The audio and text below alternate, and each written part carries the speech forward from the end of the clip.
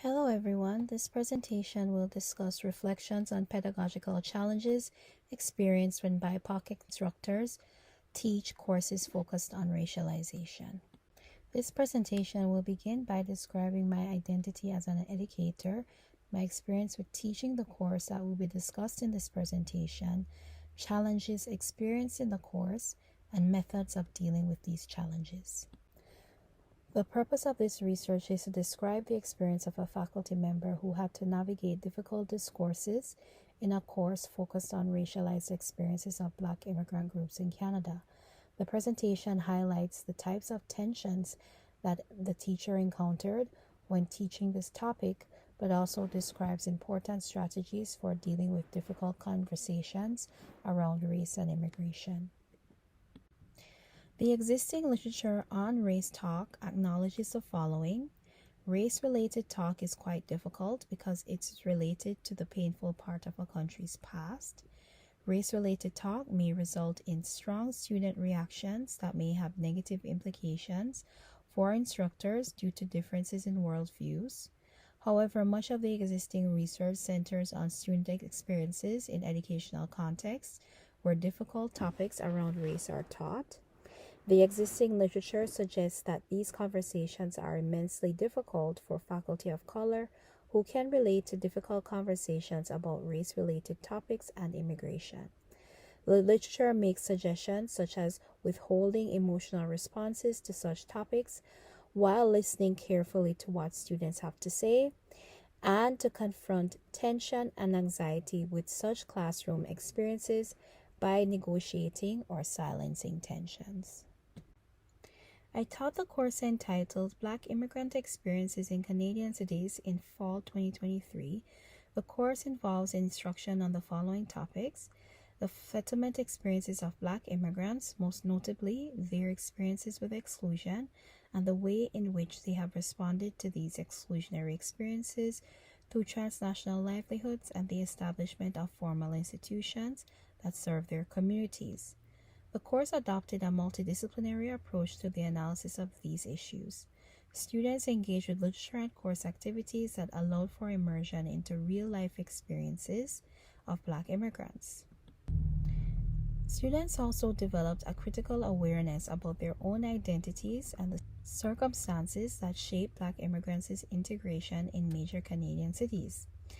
As such, students learned about the following topics: Black immigrants and their reasons for migration, their history of migration to Canada, their experience with exclusion and belonging, as well as immigrant transnationalism and entrepreneurship amongst Black immigrant women. More importantly, I am a Black immigrant of Jamaican descent, so I could identify with many experiences that I taught my students. I feel that it is my responsibility to share my experiences, and I believe my students view their course experience as an authentic one because I place myself within the population that I am discussing in the course. They are also pleased that I am able to share aspects of my experience in Canada because of my identity. Despite the positive aspects of the course was not taught without challenges. I found that I was excited to share information about Black immigrant experiences, and students were particularly interested in knowing more about immigrant concerns seen on social media, as well as immigrant contributions to Canadian society. Unfortunately, Black immigrants are a highly visible group and violently racialized in Canadian society despite their success and the extent of their contributions to all sectors of Canada. As a result, I have to teach my students about the history of Black immigration to Canada, including the fact that they were initially prohibited from migrating to Canada due to exclusionary legislation in Canadian immigration policy. Many Canadians fear that allowing Black immigrants to migrate to Canada would result in the increase of the Black population in Canada. Many Canadians wanted Canada to remain a racial monolith. Canadian legislation has since become more open to immigrants from diverse racial and ethnic backgrounds. Generally, official legislation regarding immigration welcomes diversity that immigrants bring to Canadian society. The Black immigrant population increased significantly in the late 1960s and 70s, and they comprise a sizable portion of the visible minority population. Many of them come from the Caribbean and parts of Africa. Still, Black immigrants report exclusionary experiences that prevent them from acquiring jobs that allow social mobility and improvement in social status. Black immigrant men are criminalized because of negative stereotypes associated with Black men.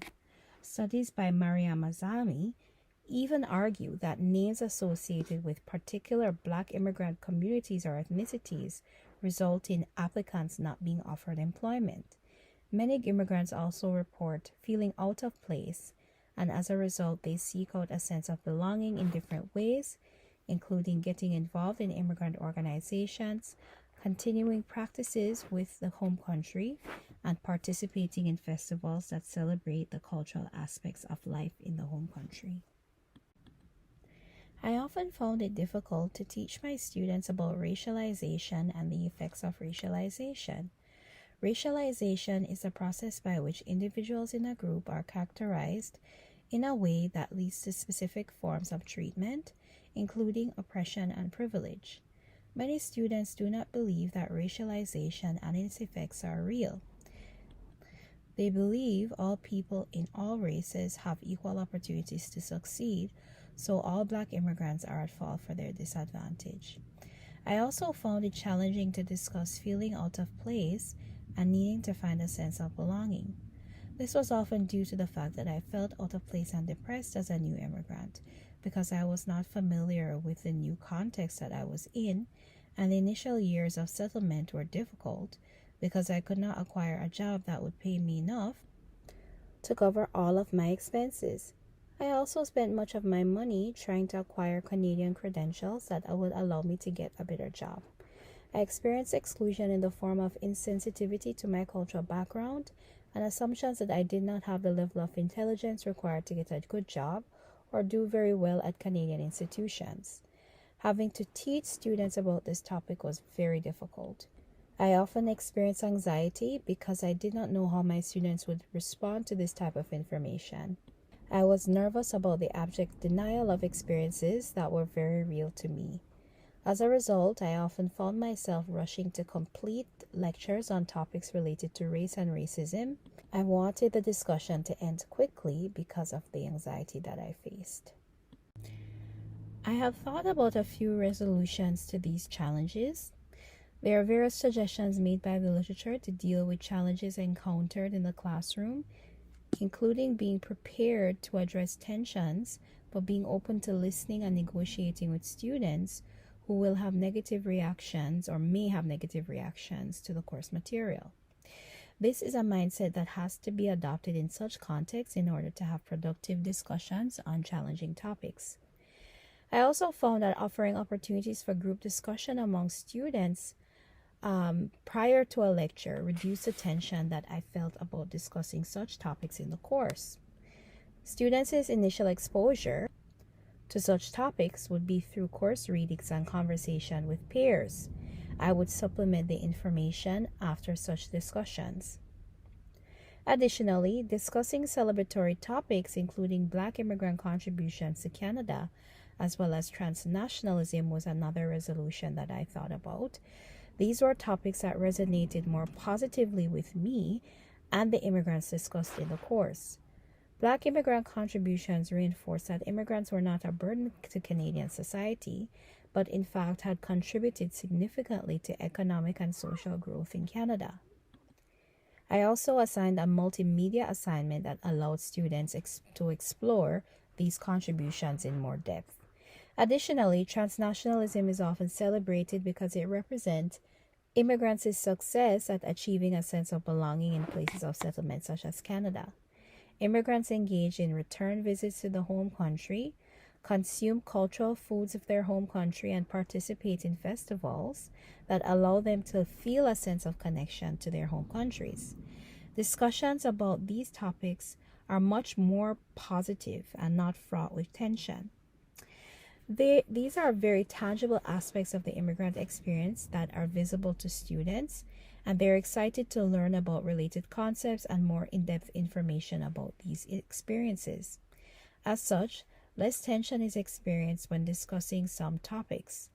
Instructors who experience tensions around long discussions about race and racialization can consider centering courses on celebratory aspects of immigrant experiences and highlight related experiences of race and racialization to provide context for this information.